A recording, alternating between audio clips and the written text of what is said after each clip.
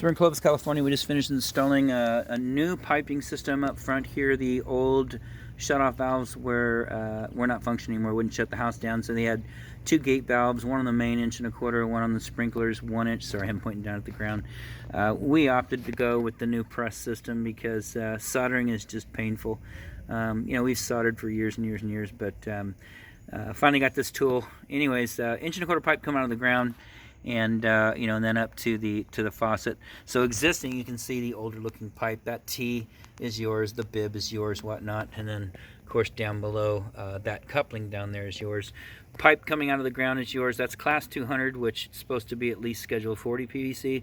I don't know why they ran that, but we tied back in. So what we've got down low, a little coupling. It's a coupling with no stops, because what you have to do is cut, and slide the entire assembly in with the couplings out of the way, and then you slide them back into place. And of course, plumbers know what I'm talking about, and maybe some of the other folks don't. But coupling at the bottom, then of course a full 1.25 inch full port ball valve by Bluefin, and up to 1.25 inch by 1T, and then another coupling ties this stack back in, which is good.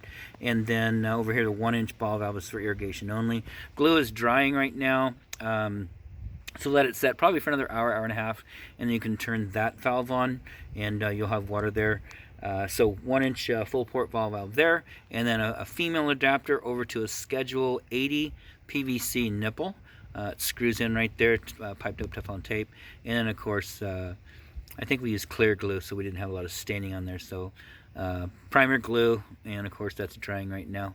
Water's back onto the house. You'll get a little bit of air out of there, a little spurting, so don't be alarmed by that. You might also get some blockages in the line.